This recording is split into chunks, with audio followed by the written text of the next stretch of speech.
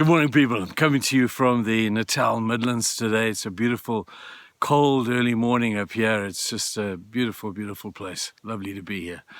We're talking about 2 Timothy. Particularly, we're into chapter 2 right now.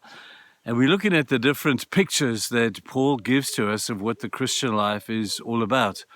Last week, we spoke about Paul saying we're like soldiers in the army of God, and we spoke about all that means. Today he moves on and he tells us a little bit more about another picture of what he perceives the Christian experience to be like. He says, similarly, if anyone competes as an athlete, he does not receive the victor's crown unless he competes according to the rules. Now, Paul is using an incredible analogy here, that of an athlete. And it's a very common one that he uses time after time in Scripture about being an athlete, what that involves, the self-sacrifice involved in being an athlete, the commitment, the time, the fact that there is a goal that needs to be achieved. And he uses this analogy in a most amazing way. It's a common one that he uses often. I want to read to you what one of the passages in 1 Corinthians chapter 9.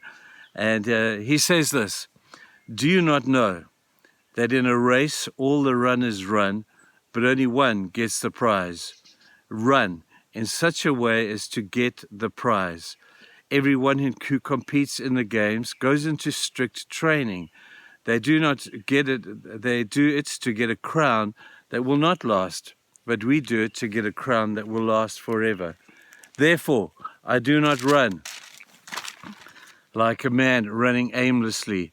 I do not fight like a man beating the air.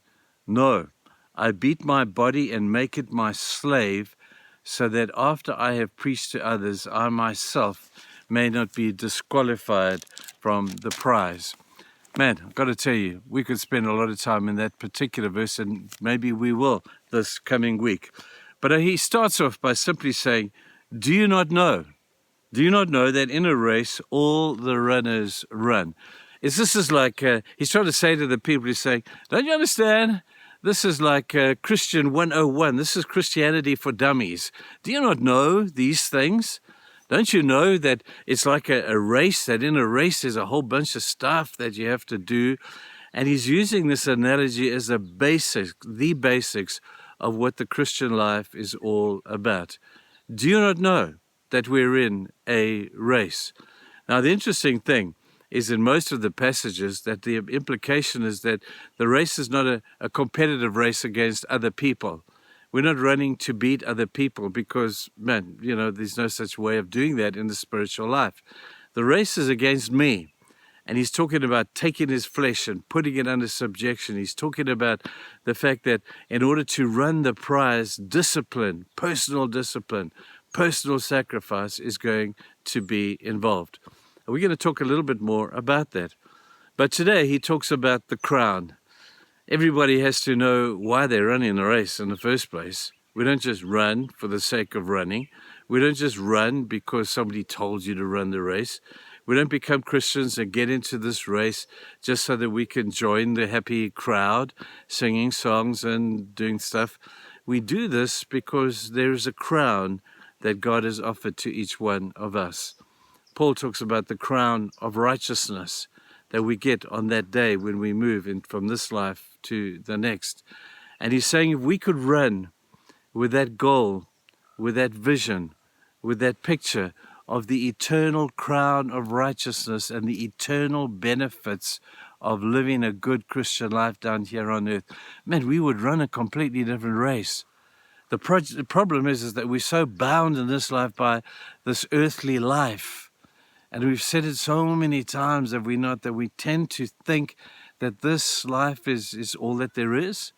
We tend to think that this is the life, this is my lot in life is to have these 80, 90, whatever, how many years we get to have, and that's it. Well, I've got to tell you, the Christian 101, Christianity for Dummies, tells you that's not true.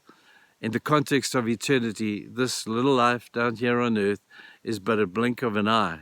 It's like a wisp of smoke, and it's here and then it's gone. But eternity is forever. the first picture we have to do in order to motivate us to run the race well, according to the rules that he talks about there, is to understand why we're running the race. We run the race because there is an eternal crown, people, an eternal crown that God will give to us, to those who run well the race. Now, when Paul writes about this race at the end of the book of Timothy, and we'll get to that at another time, he talks about the fact that I have finished the race. And that means he's completed his tasks. That means he may not have won the race, because that's not the objective. It's just to finish the race, and to finish well the race that God has ordained for us to run.